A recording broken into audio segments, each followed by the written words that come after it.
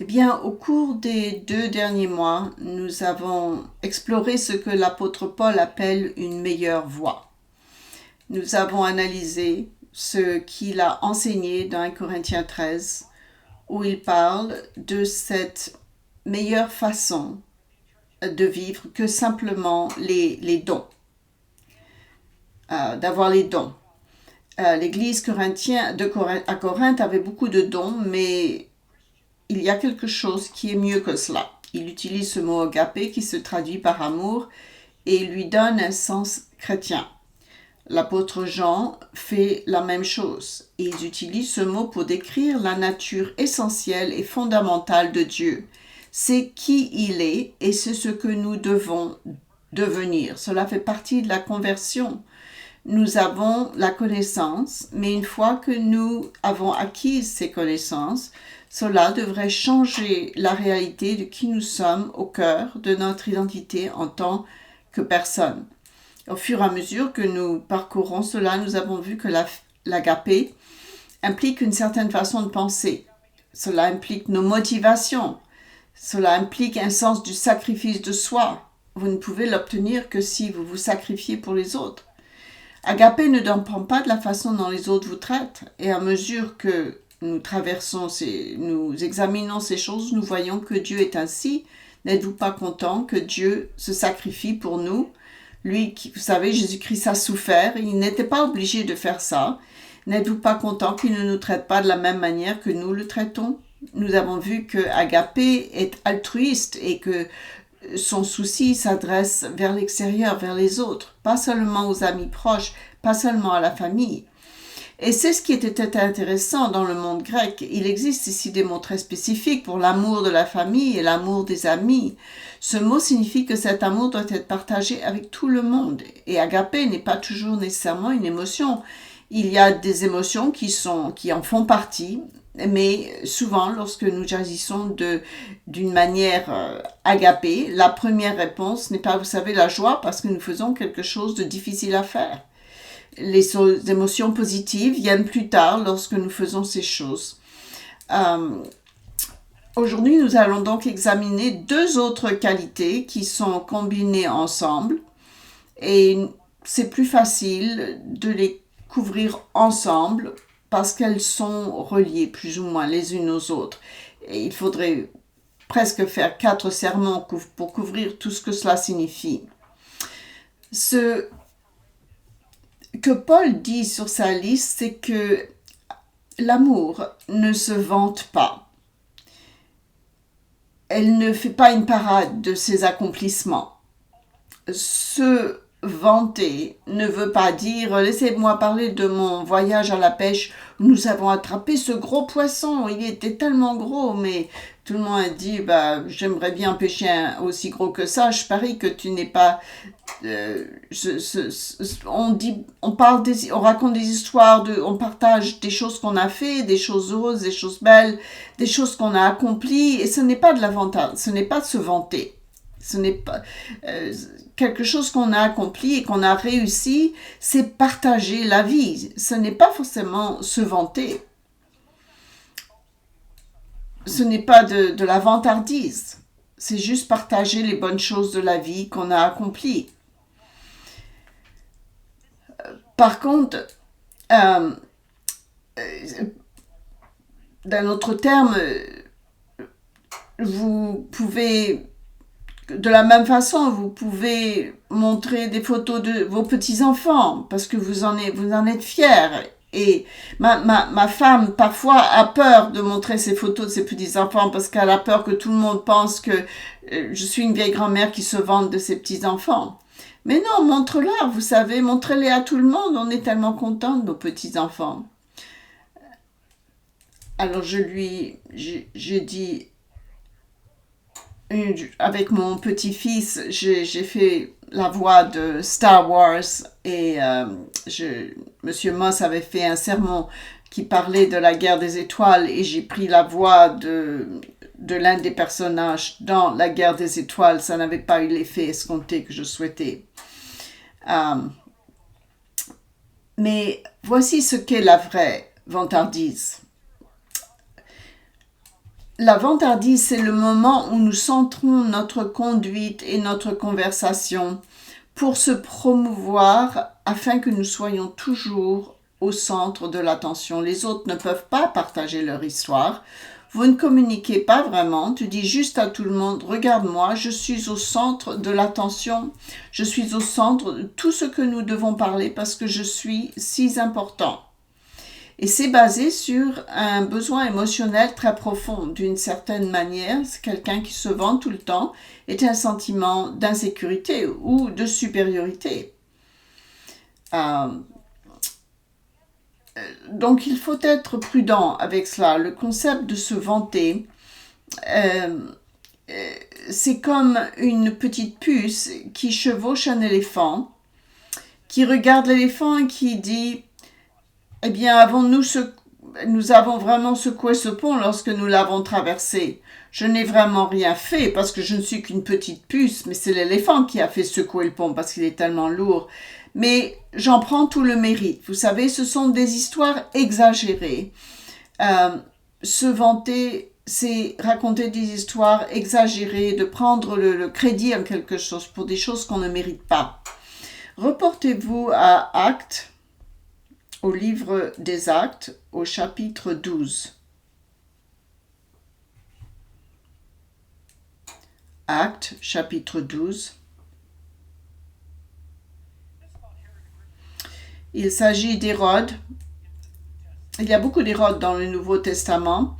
Hérode le Grand était établi par les Romains et il couvrait une grande partie du centre du Moyen-Orient à cette époque. Et puis quand il est mort, cela a été partagé, le territoire a été partagé entre différents membres de sa maison. Et la famille d'Hérode n'était pas israélite, ce n'étaient pas des Juifs, c'était des Édomites, descendants d'Ésaü. Ils étaient très sensibles à ce sujet. Et ce n'était pas tellement Hérode le Grand qu'il était, mais certains autres. Ils ont tellement essayé d'être acceptés dans la communauté juive, surtout quand vous étiez en Judée, vous vouliez être vu comme un juif. Ils ont essayé très fort d'être appréciés des juifs sur lesquels ils régnaient. Nous avons donc une situation avec Hérode Agrippa au verset 20 qui dit ici: Hérode avait des dispositions hostiles à l'égard des Tyriens et des Sidoniens, mais ils vinrent le trouver d'un commun accord et après avoir gagné Blas, son chambellan, ils sollicitèrent la paix parce que le pays tirait sa subsistance de celui du roi. Tyran et Sidon étaient des villes-États qui avaient une certaine autonomie, mais il avait eu ce sont des domaines qui étaient sous la domination globale de Rome, mais ils avaient une certaine autonomie. Tyr et Sidon étaient donc des cités-États. La Judée est importante pour eux en tant que source de nourriture, mais il y a un problème. Hérode Agrippa a une sorte de dispute avec les dirigeants de Tyr et de Sidon, et vous savez, ils arrivent à se réunir pour organiser une fête, et ils concluent une sorte de traité pour faire leur accord. Et nous voyons ce qui se passe ici. Un jour fixé, Hérode, vêtu de vêtements royaux, il s'est assis sur son trône et il prononce un discours. Et le peuple ne cesse de crier la voix d'un Dieu et d'un homme. Vous ne pouvez pas... Il y a des historiens qui ont décrit des choses, on ne peut pas croire tout ce qu'ils disent, mais ce que Agrippa ici, c'est qu'il avait besoin de faire un spectacle pour montrer à tout le monde à quel point il était génial. Donc ce qu'il a fait, c'est qu'il avait un vêtement, ce vêtement royal, fait avec des fils d'argent, exprès. Et là-dessus, il y a donc cette grande fête, et ils sont comme dans une arène, pour que, vous savez, il puisse parler, que sa voix puisse bien s'entendre. Il n'avait pas d'électronique à l'époque. Ils ont dû tout construire pour qu'une personne puisse se tenir à un certain endroit et que si elle pouvait sa voix, elle puisse être entendue par tout le monde. Vous savez, les orateurs, c'était des grands orateurs grecs qui avaient créé ce système. Et ils enseignaient à ces orateurs qu'ils devaient mettre des pierres dans leur bouche pour bien prononcer très fort, pour se faire entendre. Et s'ils pouvaient apprendre à projeter leur voix et à donner un certain sens avec la bouche pleine de pierres, ils deviendraient d'excellents orateurs. Donc, tout a été conçu pour que, selon Joseph, donc l'historien, il avait prévu cela. Il avait prévu que le soleil commence à briller sur son vêtement argenté et il commence à briller comme le soleil. Il avait prévu cela parce qu'à un moment de la journée, donc où le soleil entrait dans cette arène, le soleil frappait l'argent, il a commencé à briller. Et sa voix retentit, elle résonne dans toute la région et les gens disaient « c'est un dieu, il rayonne, c'est un dieu, écoutez-le parler ». Le temple romain était rempli de toutes sortes de mécanismes pour faire bouger toutes sortes de choses, pour impressionner les gens, pour faire parler, entre guillemets, les dieux, toutes sortes de choses. Et vous savez, il y a des gens qui ont étudié les empereurs, qui étaient tous des experts dans l'art de se faire paraître plus grands que des êtres humains. Il n'y a donc aucune raison de croire que ce n'est pas ce qui s'est passé. Et ils disent que c'est un dieu. Maintenant, souviens-toi, Hérode régnait sur la région, croyait au Dieu de la Bible et proclamait aux croyants le Dieu de la Bible. Et maintenant, il se tient là, recevant ses acclamations. C'est une façon de se vanter.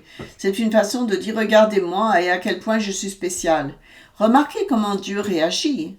Alors aussitôt un ange du Seigneur le frappa parce qu'il n'avait pas rendu gloire à Dieu.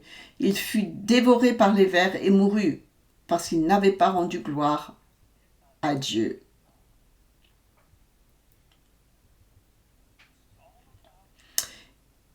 Ceci est tout centré sur moi. Il y a des moments dans la vie où vous êtes le centre de l'attention. Lorsque vous diplômez du collège et qu'on fait des célébrations, lorsque vous vous mariez, ce sont des moments merveilleux. Je ne dis pas qu'il n'y a jamais un moment où vous êtes au centre de l'attention, mais ces moments sont mesurés et réels. Se vanter, c'est que vous devez être au centre de l'attention, tout le temps. C'est un spectacle. Et nous pouvons faire de même avec notre christianisme. Vous savez, selon Joseph, l'historien, il n'est tout simplement pas mort immédiatement. Il y avait des sortes d'asticots, des vers qui sont entrés dans ses intestins. Il lui a fallu 5 jours atroces pour mourir. Maintenant, nous ne savons pas si c'est instantané. Je veux dire, la Bible ne le dit pas. Si Joseph a raison, c'était horrible. Mais rappelez-vous, c'est Dieu qui a fait ça parce qu'il a pris la gloire qui appartenait à Dieu et l'a prise pour lui. Nous devons donc comprendre la vantardise. Faire constamment tout pour nous afficher. Ne pas recevoir. Si vous avez fait de choses formidables, il n'y a pas de problème à réclamer ce que nous devrions recevoir si vous avez accompli des choses. Mais se faire une parade de soi-même quand on ne mérite pas ce qu'on a fait pour avoir le centre de l'attention, c'est comme un mensonge. C'est très bien, mais c'est se défiler. C'est pas très bien. C'est simplement se mettre. Donc, cela fait partie d'un problème plus vaste. C'est pourquoi la deuxième chose qui est répertoriée ici dans 1 Corinthiens 13, après le fait de ne pas se vanter, c'est de ne pas être enflé d'orgueil.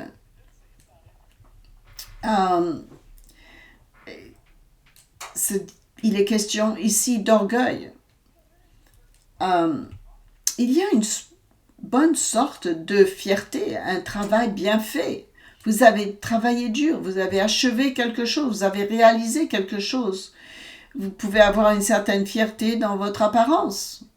Il n'y a rien de mal à ça. Je me souviens quelqu'un qui m'a dit il y a longtemps que souvent, je pense qu'il travaillait dans un magasin de remise de low cost et qu'un jour, il comptait juste le nombre de personnes qui entraient. Et c'était avant 10 heures du matin, envers un tiers des gens qui sont venus porter simplement leur pyjama. Maintenant, vous pouvez être fier de votre apparence en vous assurant que vous êtes quand même bien habillé pour aller en public. Il y a une certaine fierté dans la façon dont vous pouvez vous présenter vous-même. Ce n'est rien de mal à cela. Mais ce n'est pas là ce dont il s'agit. Il s'agit d'une vue exagérée, une vision exagérée de qui vous êtes. C'est une croyance et à la fois une réaction émotionnelle et une réaction mentale, intellectuelle. Et le fait que ce soit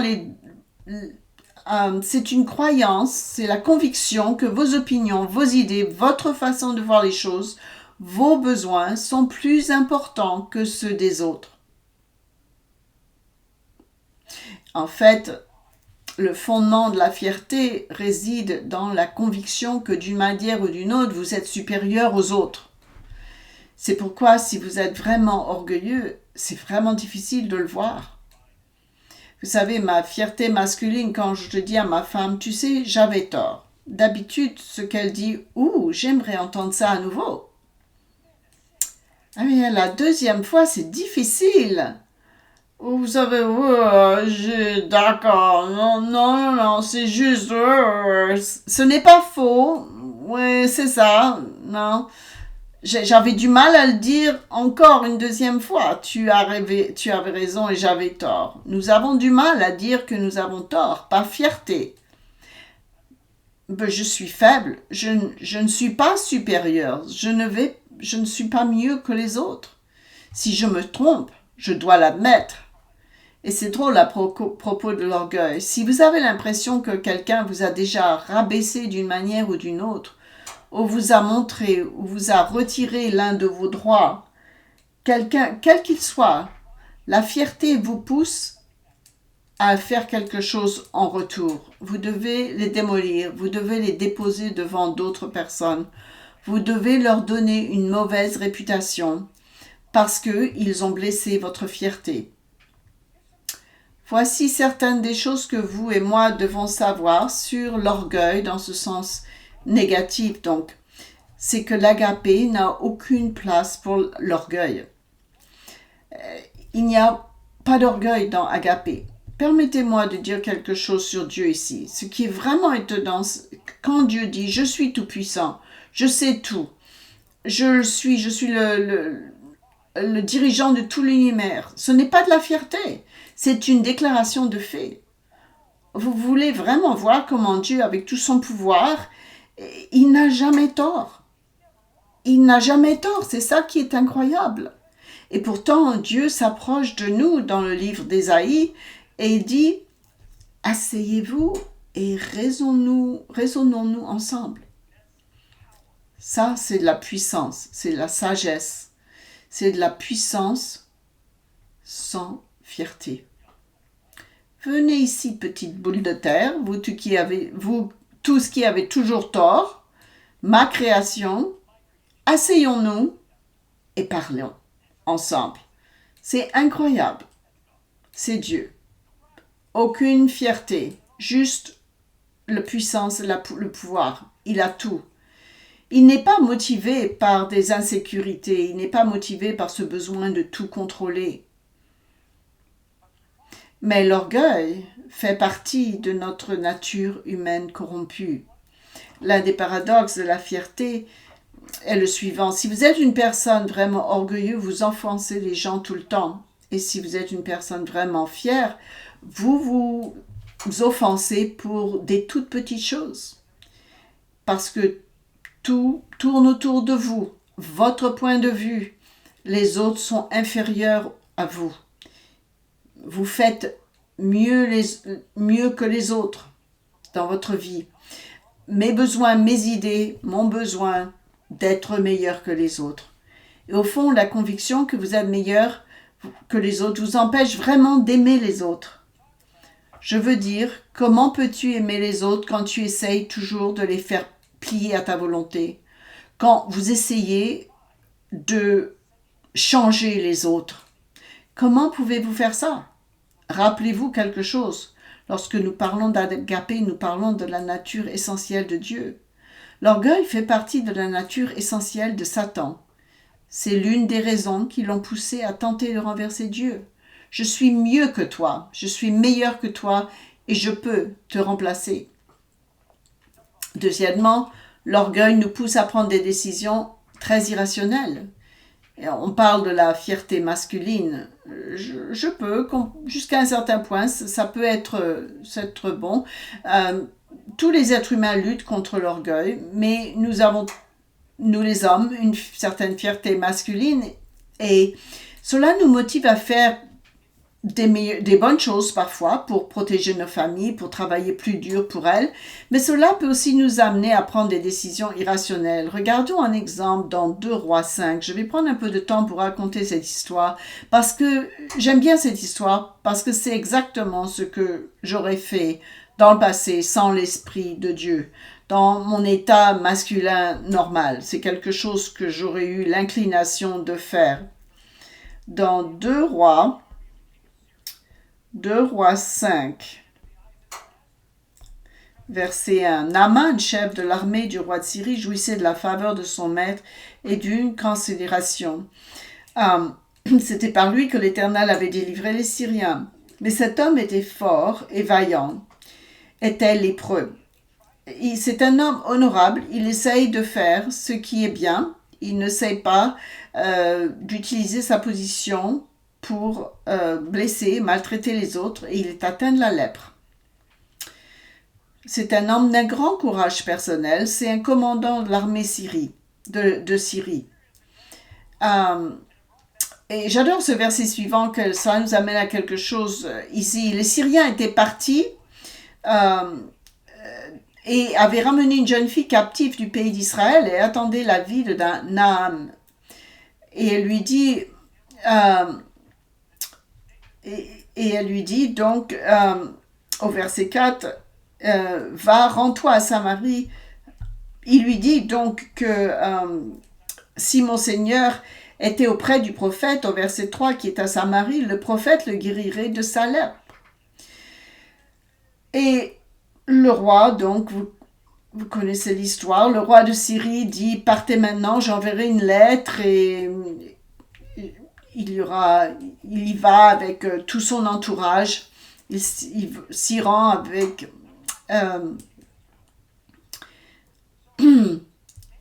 Naaman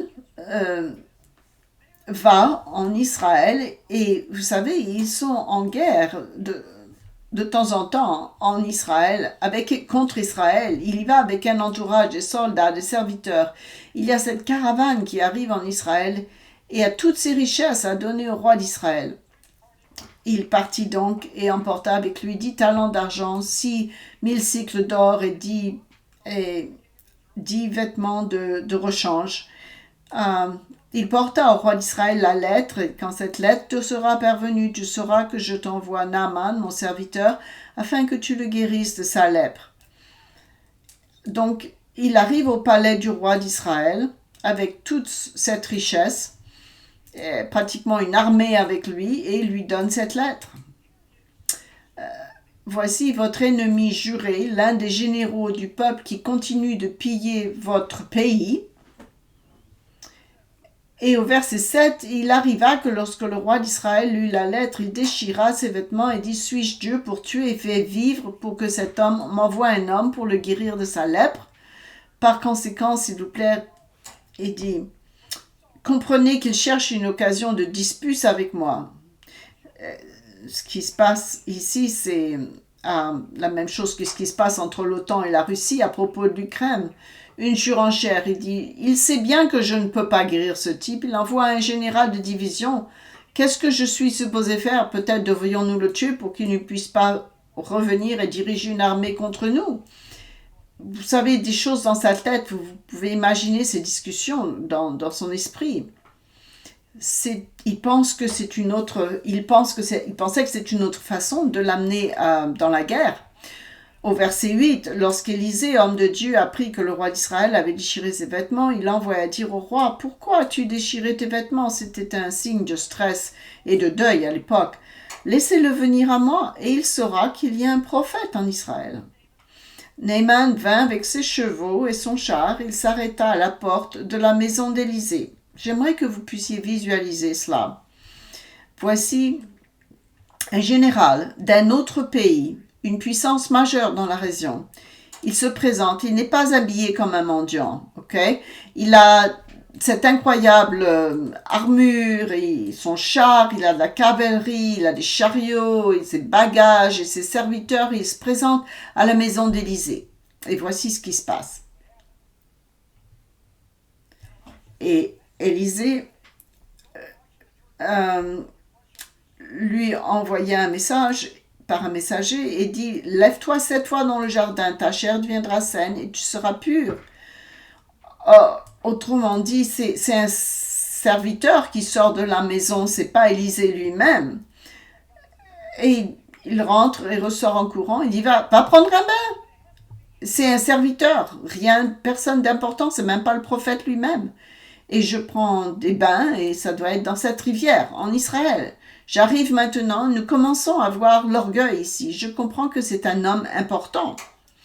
Il a l'habitude d'être servi, il est habitué à ce que des milliers de soldats obéissent à ses ordres, n'est-ce pas? Et il arrive et l'homme ne sort même pas de sa petite maison pour lui parler. Il lui dit, va prendre un bain. 7 fois. Ensuite, tout ira bien. Il est devenu furieux. Naaman, donc au verset 11, fut irrité et il s'en alla en disant « Voici, je me disais, il sortira vers moi, il se présentera lui-même, il invoquera le nom de l'Éternel son Dieu, il agitera sa main sur la place et guérira le lépreux. » Il pensait qu'il ferait une grande performance et un beau spectacle pour tout le monde, que tout le monde le voit.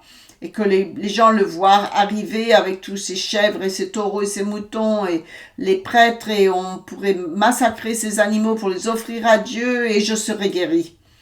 Il voulait avoir une grande performance, n'est-ce pas? Une grande chose. C'est ce qui arrive lorsque vous vous sentez important. Il n'est même pas sorti de sa maison, il va prendre un bain. Voilà.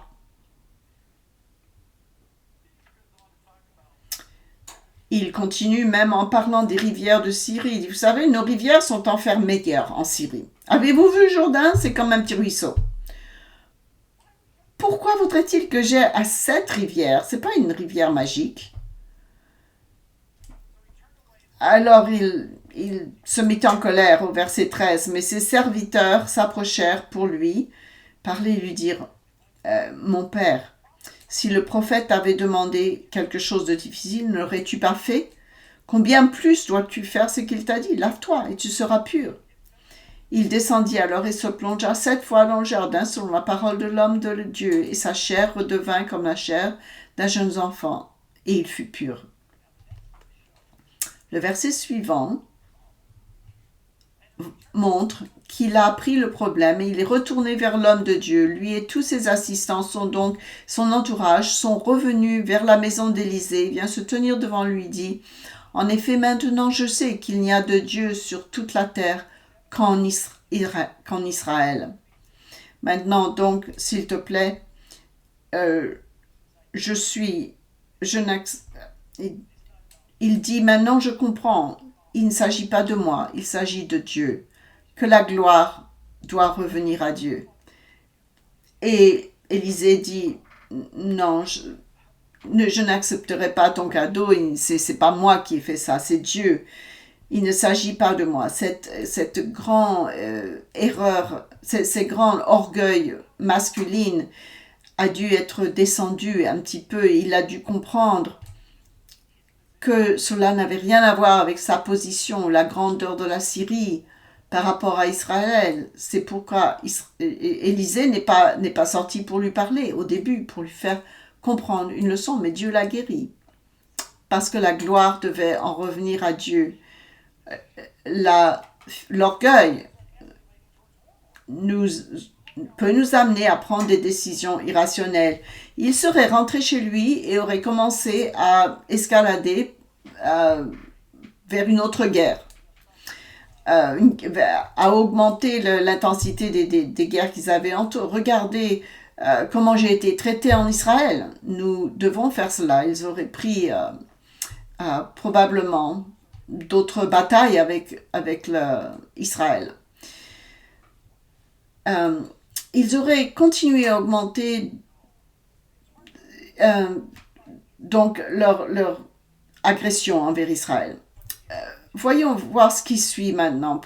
Dans Proverbe 16, pour que nous puissions comprendre le bon type de fierté et ce qui n'est pas bien au verset 16. Combien Proverbe 16, il n'a pas dit le passage, dit tout cœur hautain au verset 5, Proverbe 16, verset 5, tout cœur hautain est en abomination à l'Éternel, certes, il ne restera pas impuni.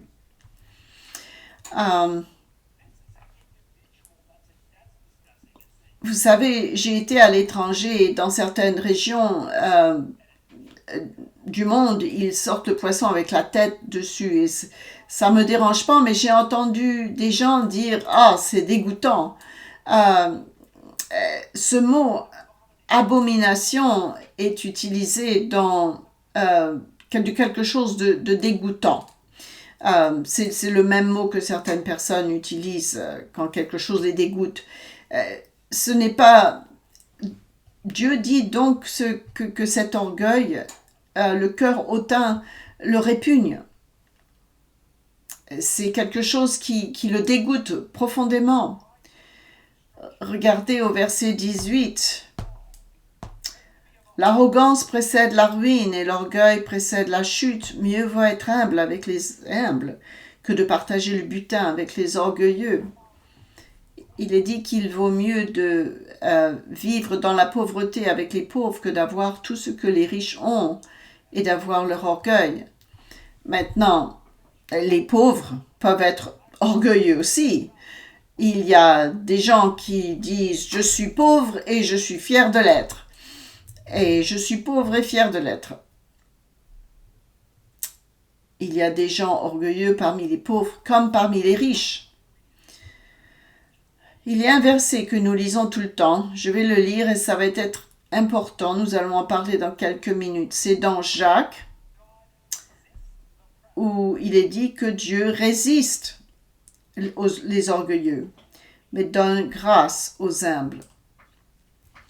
Lorsque nous sommes orgueilleux, lorsque nous vivons dans cet état d'orgueil, où nous nous regardons et disons « Cela est à mon sujet. Regardez l'œuvre que j'ai faite. Regardez lorsqu'on s'offense facilement et qu'on fait une gloire et qu'on ne la donne pas à Dieu.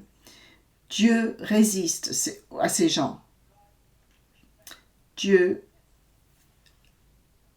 les résiste, leur résiste.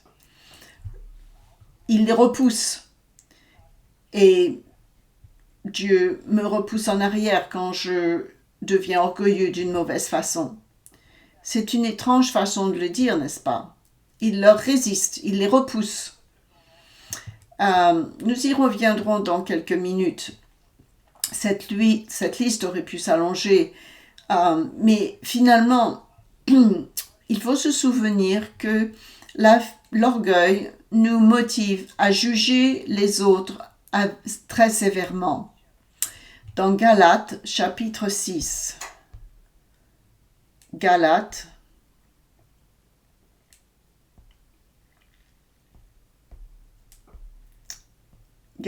chapitre 6 et verset 1. Paul écrit à l'église aux Galates ici. Frères, si un homme vient être surpris en faute, vous qui êtes spirituels, cela est un signe d'être spirituel, d'être en règle avec Dieu. Restaurez-le dans un esprit de douceur, dans un esprit prendre garde à toi-même, de peur que tu ne sois aussi tenté. Il ne dit pas de ne jamais juger que quelque chose est mal. Cette personne devait être jugée pour avoir fait quelque chose de mal.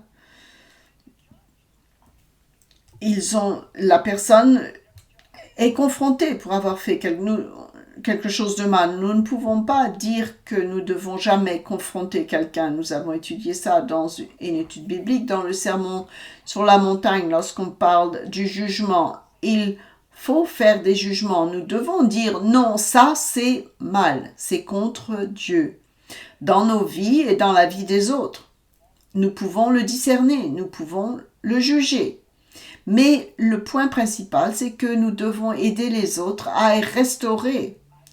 J'ai dit des situations où j'ai entendu des gens dire « Je ne vais pas être dans une église où les gens qui commettent l'adultère. Je ne vais pas être dans une église avec des gens comme ça, des gens qui font ça. » Ou des gens qui vont être en prison pour avoir molesté un enfant. Je vous donne des exemples. Cela est arrivé plusieurs fois. Il y a des gens avec une personne avec qui j'étais en contact.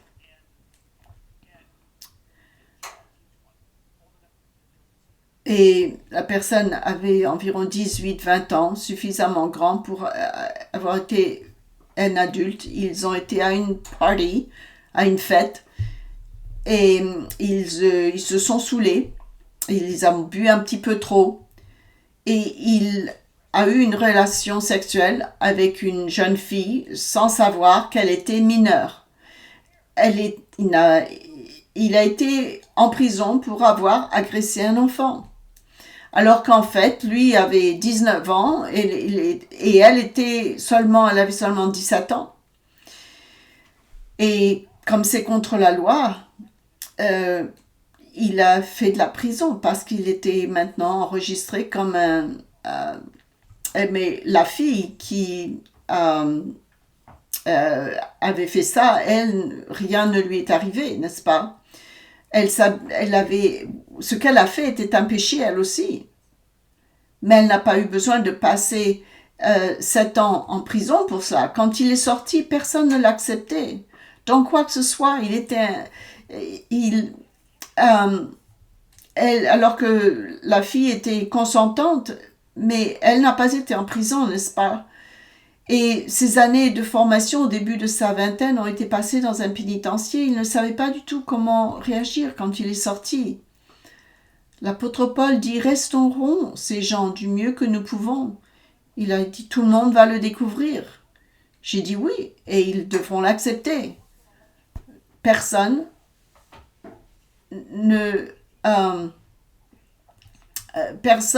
va se sentir confortable de vous laisser enseigner un groupe de jeunes de l'équipe de sport, par exemple, parce que les gens auraient des doutes.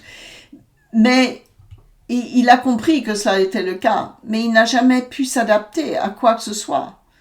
Nous devons également considérer qui nous sommes lorsque nous traitons avec d'autres personnes. Si la personne n'est pas repentante, il ne devrait pas être autorité à venir à l'assemblée.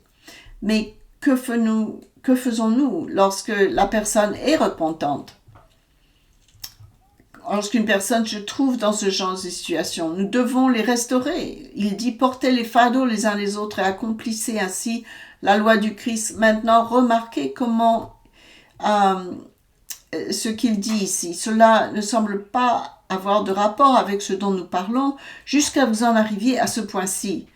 Parce qu'il dit ici « Car si quelqu'un croit être quelque chose, si quelqu'un au verset 3 pense être quelque chose, quoi qu'il ne soit rien, il s'abuse lui-même. » Autrement dit, si quelqu'un a de l'orgueil, que chacun examine ses propres œuvres et alors il aura sujet de se glorifier pour lui seul, non pas par rapport à autrui, car chacun portera sa propre charge.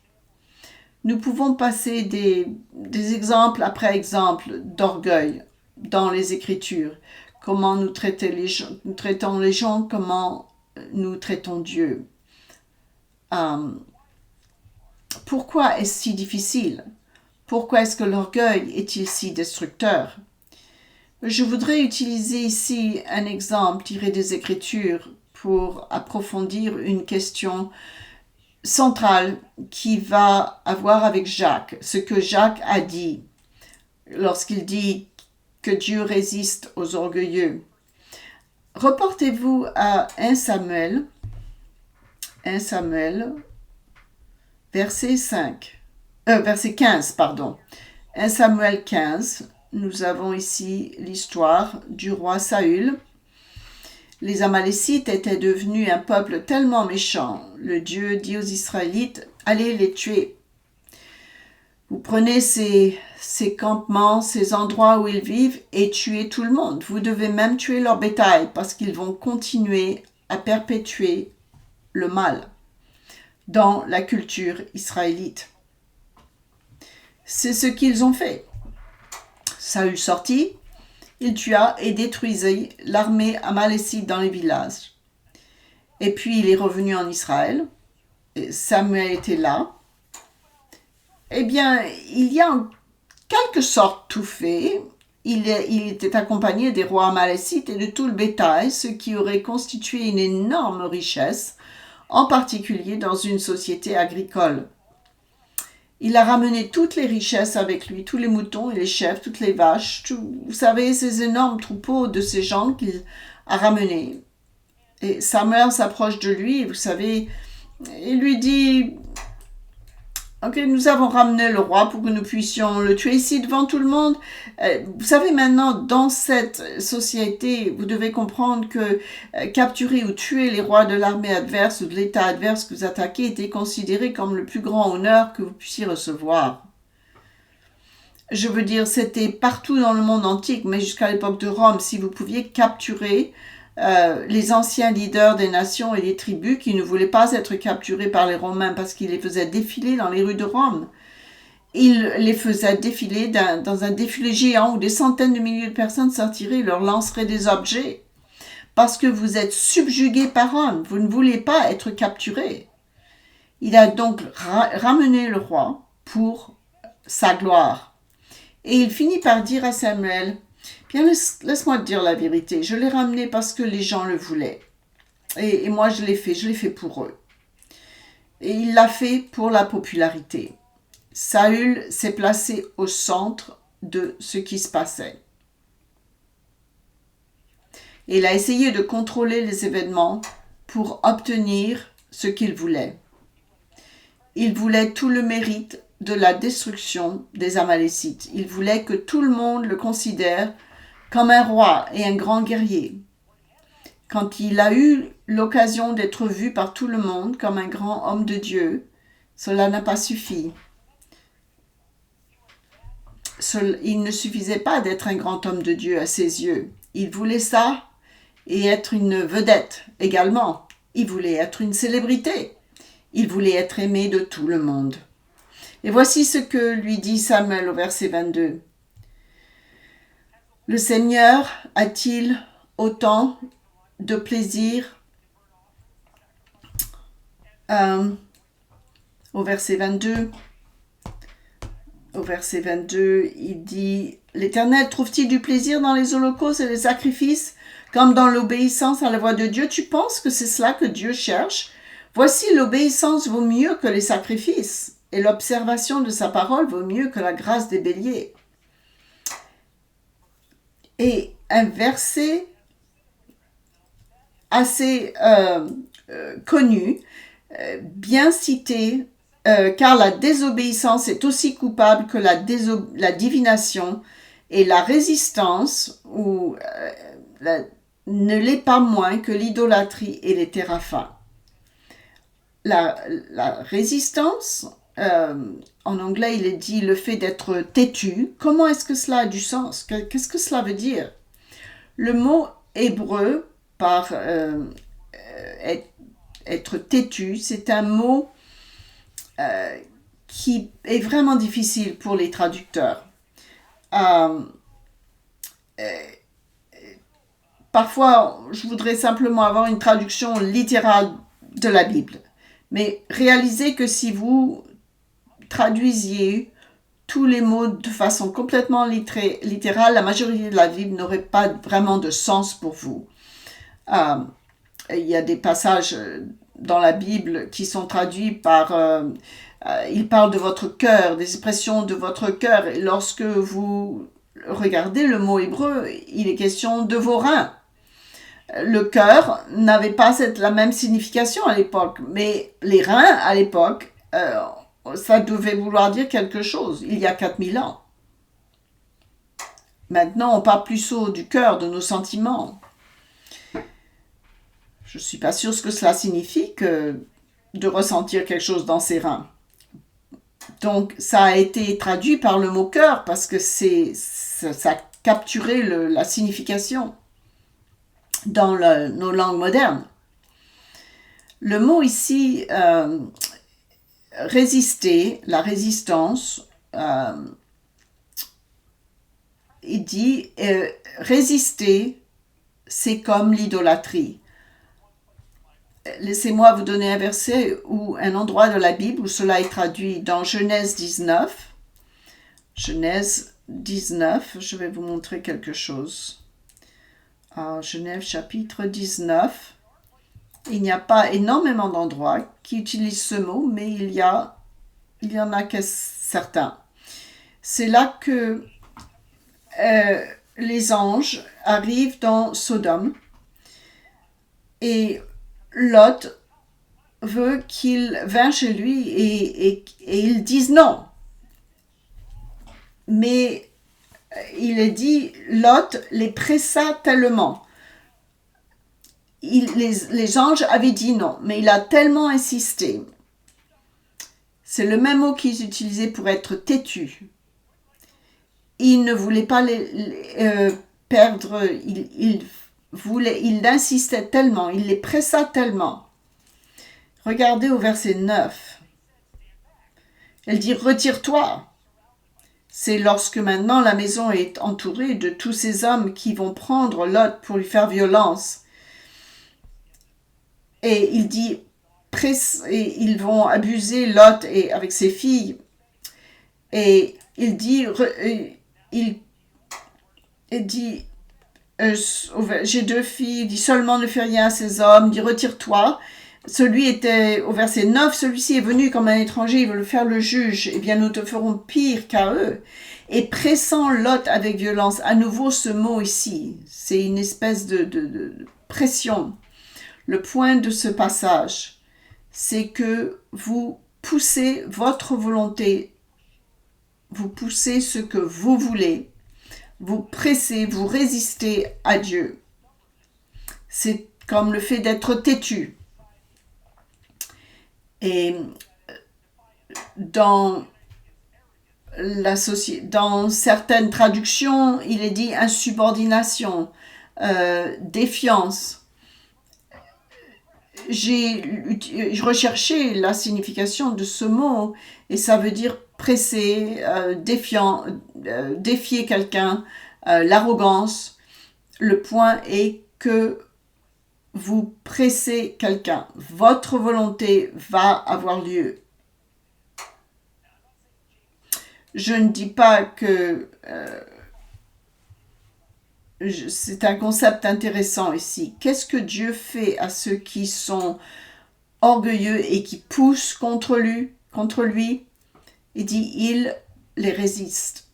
Il leur résiste. Vous ne pouvez pas être dans une lutte avec Dieu. J'ai dit à mon fils, quand ils étaient petits, quand ils étaient jeunes, n'essaie pas de jouer à la boxe avec Dieu. Tes bras sont trop petits. Si quelqu'un est tellement arrogant qu'ils veulent faire leur volonté tout le temps, ils veulent ce qu'ils veulent, c'est la même chose que la divination. Comment est-ce que cela peut être possible? Comment est-ce que cet orgueil obstiné, arrogant, poussant contre Dieu peut être comme la divination? Et puis, j'ai réalisé quelque chose. Lorsque nous luttons avec arrogance contre Dieu, refusant de nous soumettre à lui, c'est une volonté très forte que nous pouvons avoir qui repousse. Est-ce que vous adorez Dieu ou est-ce que vous adorez et faites confiance à vous-même? Vous êtes devenu votre propre idole.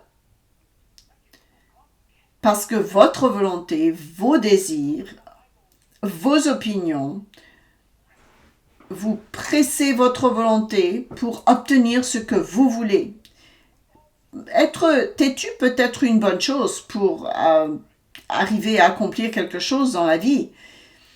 Mais quand il s'agit de résister à Dieu, quand il s'agit de notre volonté contre Dieu ou contre les autres, et quand on veut toujours que ce soit nos idées qui gagnent en quelque sorte, c'est une forme d'orgueil.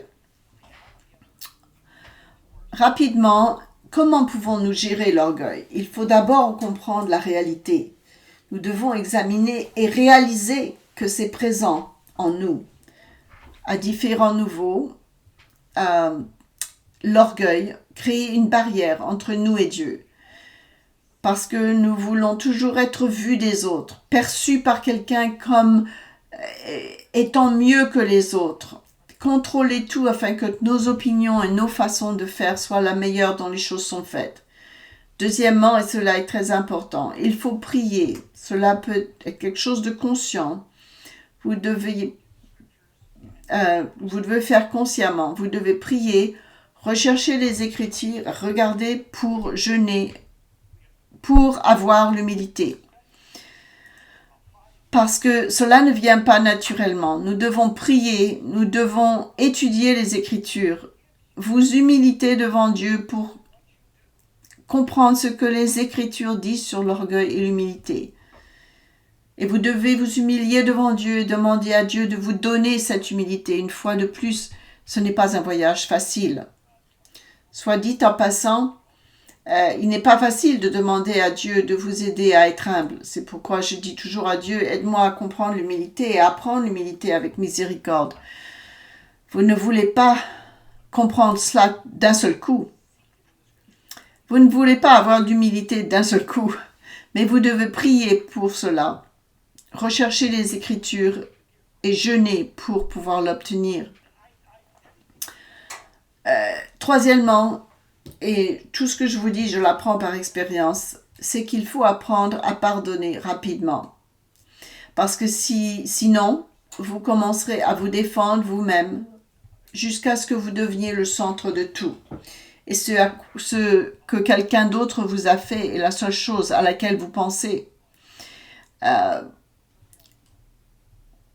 On ne pense pas autant à Dieu, aux bonnes choses de la vie, mais vous pensez à tout ce qui vous est arrivé de mal, à tous les abus que vous avez pu avoir, et vous ne pouvez ne penser qu'à cela. La dernière chose, c'est que vous devez apprendre à vous intéresser réellement aux autres. En fait, nous devons nous soucier des autres. Nous devons écouter, partager nos histoires, écouter les leurs. Il faut penser aux autres. Vous savez, je pensais à cette femme dans notre congrégation qui m'a appelée cette semaine parce qu'elle ne se sentait pas bien. Elle m'a dit, tu veux bien m'envoyer un linge joint? Et je ne sais pas combien de fois au cours des dernières semaines, j'ai oublié pour demander à Norma comment elle va. Je me suis sentie mal, elle avait besoin d'excuses parce que j'aurais dû l'appeler pour savoir comment elle allait. Il faut prendre le temps pour le faire parce que nous sommes tellement absorbés par ce que nous faisons. Vous savez, une grande partie de la joie de vivre, c'est quoi? C'est partager avec les autres. C'est la joie de vivre. Ce n'est pas jouer à des jeux vidéo 8 heures par jour. Et ce n'est pas combien de likes vous pouvez obtenir sur Facebook. Ce n'est pas Twitter. Je ne dis pas que ces choses sont mauvaises. Je dis juste que ce n'est pas là que Agapé existe. Agapé existe et vient avec les autres personnes, dans vos interactions avec les autres. Je suis vraiment heureux, vous savez, que Dieu n'interagisse pas avec nous uniquement par le biais du courrier électronique, bien que ce serait bien d'avoir un email de Dieu de temps en temps. Pensez à ça. Ce type d'interaction prend du temps et des efforts, mais nous devons le faire. Il y a de l'humilité là-dedans. Il y a d'humilité dans nos interactions les uns avec les autres lorsqu'on pratique Agapé. Agapé ne peut pas prospérer là où il y a de l'orgueil et là où les gens se vantent. Ce n'est pas possible. Agapé exige que nous placions humblement le bien-être des autres avant nous-mêmes. Jésus a servi les faibles, aidé les pauvres et les malades. Il se baissa et lava les pieds des disciples. Nous avons déjà parlé de cela et avons compris ce qu'est Agapé. C'est une partie importante de ce que nous devons apprendre et devenir pour être enfants de Dieu. Et aucun de nous n'a ça complètement maintenant. Nous devons tous travailler là-dessus. Mais rappelez-vous, il y a un avertissement à ce sujet. Parce que ce n'est pas comme si Agapé est une chose bien précise. Faites ceci et Agapé est gentil. Et il y a des choses positives. Il ne dit pas Agapé n'est pas cruel. Il dit Agapé est bonne. C'est faire de la bonté.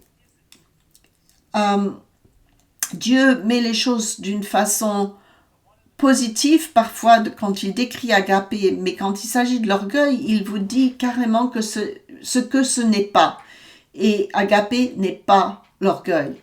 Rappelez-vous que l'une des plus grandes choses auxquelles nous sommes confrontés pour grandir dans la manière dont nous sommes censés être en tant qu'enfants de Dieu est le fait qu'au plus profond de notre propre nature, nous avons tous de la vantardise et de l'orgueil.